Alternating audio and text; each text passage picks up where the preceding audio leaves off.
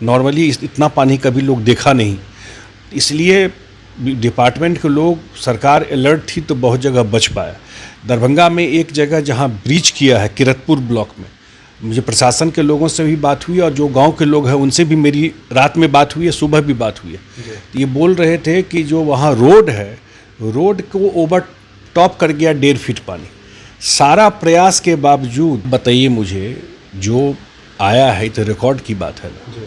इतना पानी अगर जो पहले रहे उनके समय में आया रहता और जिस तरह की तैयारी रहती थी, एक तो आपदा तो शब्द भी नहीं समझते थे। नमस्कार, न्यूज़ फाउंडेशन देख रहे हैं आप, मैं हूं आपके साथ धीरज सिंह।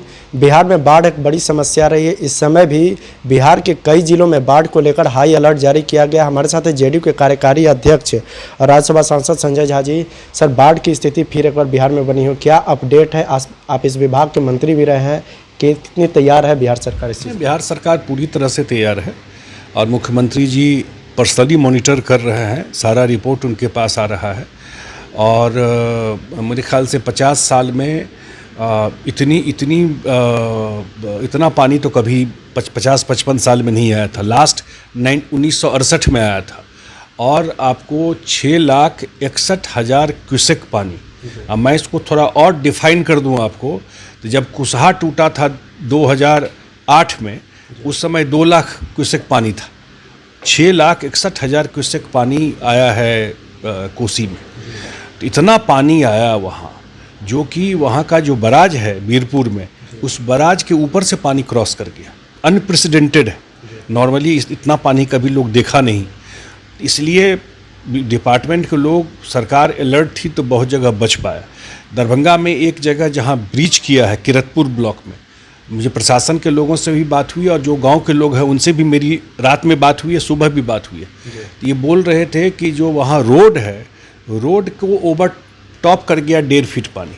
सारा प्रयास के बावजूद वो बने जल संसाधन विभाग, लोकल प्रशासन, जिला प्रशासन, सारे लोग वहाँ बोरा बांध करके चाह रहे थे कि बच जाए बांध, लेकिन वो बचा नहीं पाए वहाँ पर।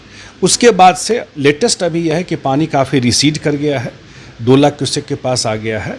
और जो आपदा का SOP नीतीश कुमार जी ने बनाया हुआ है, ये स्टैंडर्ड प्रोसीजर बना हुआ है, जब भी आपदा होगा कि ये सारा काम करना है। कम्युनिटी किचन शुरू कर देना, पॉलीथीन कर देना, उनको सामान देना, उनको सेफ जगह पर ले जाना, नाव की व्यवस्था कराना, वो सारा काम चल रहा है।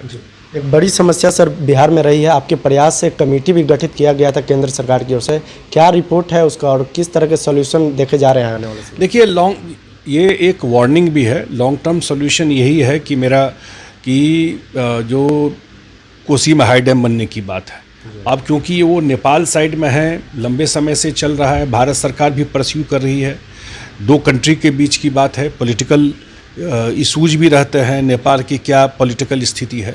लेकिन ये जो कमेटी बनी भारत सरकार के द्वारा और बिहार सरकार के इंजीनियर भी उसमें है, तो उसमें कुछ कंक्रीट प्रपोजल आया है कि 5 बराज बिहार के साइड में बनने से कम बाढ़ के प्रकोप को कम किया जा सकता है, जिसमें अरेराज से लेकर के और डगमारा और महानंदा तक है। तो वो अब एडवांस स्टेज में है और मेरे ख्याल से इस पर अब तो ये बार एक तरह से एक मैसेज भी दे दिया कि इन सब जगह आप काम नहीं कराएंगे।